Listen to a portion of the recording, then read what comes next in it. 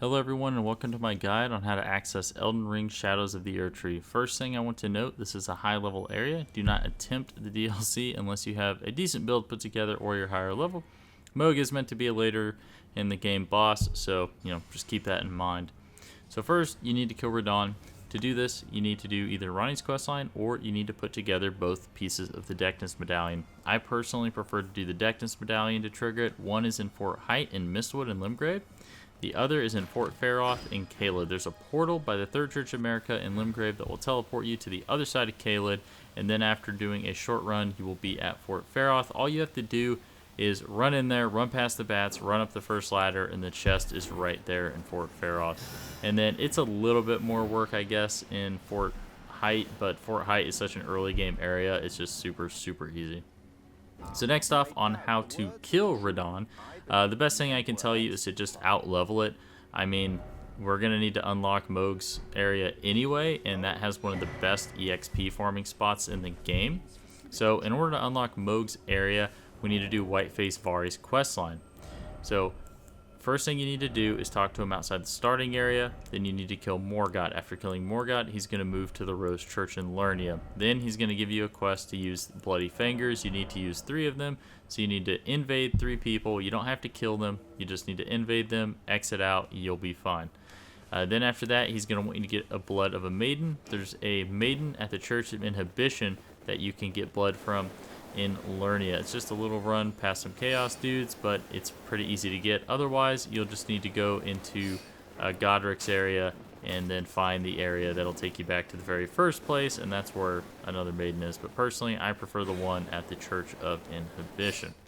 So after you do that, he's going to give you a medallion, and that's going to take you straight over to Mohg's area, and then boom. So you're going to need to do a little run down into a swamp, kind of take down around a bend and up a hill just to get up to the site of Grace. And then you're going to look over to the right. There's going to be a little chicken. You're going to shoot it with an arrow, and then it's going to run at you, run off the cliff, give you some experience. You're going to sit down, reset it, and do that over and over again, and it's going to be the most practical way for you to get experience. You can get a golden foulfoot to increase your experience, and you can also get a scarab that is located in a cave that is in Dragonbarrow in Caelid. So, yep, and that's really all you need to do that.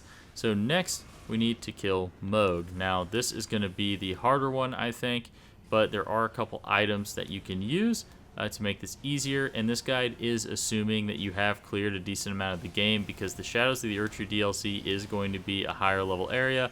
And also keep in mind that if you are super high level, it is going to like level sync you down regardless of what your level is, so you will still die even if you are like level 250. Okay, so first there's 2 items you can get. One is Mohg's shackle. This is found in the subterranean shunning grounds underneath Lindell Royal Capital. This one is not 100% necessary. All it does is in the first phase it gives you 2 solid DPS windows because it just locks them to the ground for a second. That's personally why I like it, and why I used it is because my goal is to kill him before he even gets to phase 2. Now, if you don't have enough damage to kill him before he gets to phase 2, you're going to want to go to Altus Plateau, go to the Second Church of America, and kill Eleonora, the Violent Bloody Finger. Keep in mind that sometimes these invaders can be a little tricky, so if you're not super good at like fast-moving things, just be a little careful, but you should be able to get this pretty easily.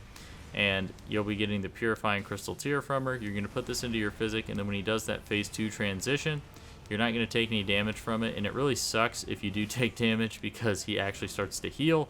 So you can potentially, even if you were to just like flask your way through the transition phase, you're going to be fighting like a 75% health Mohg that's now in a stronger form, which can be quite annoying, whereas the first phase is pretty easy. If you do get Mohg's shackle, you're going to want to use it at around like 75%, and then once he gets to about 50%, I found that if you use the shackle to interrupt him there, it kind of like delays when he does his transition, and it buys you a little bit more time.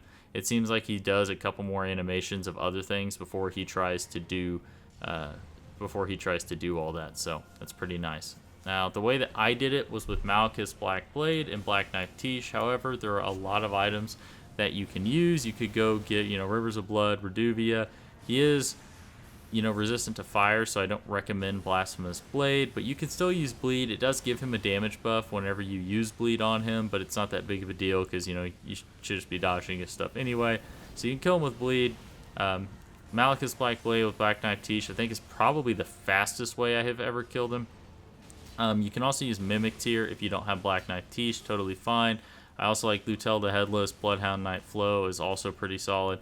But yeah, there's a lot of different ways to skin the cat, but just go make sure you have some type of decent build put together, and then go out, get those items, and it should be easy peasy. You don't necessarily need the shackle, especially like if you do have like a lot of damage and you have a pretty solid build put together, you should be able to kill him before he goes into phase 2, especially since you are unlocking the better like EXP farming areas. So if you do have killed the Elden Beast and you have the Sacred Sword, then the next best EXP farm area is in the exact same spot, but instead of killing the chicken, you're going to turn to your right and you're going to use the special attack from the Sacred Sword on all of those frog guys. It's going to kill them all in one hit, and then you're going to sit down and do it over and over again, and you're going to get even more EXP. I don't expect you guys necessarily to have, completed the game, obviously, before you try the DLC, but I actually would recommend you have done as much of the base game as possible, because I'll tell you what, I am on a New Game Plus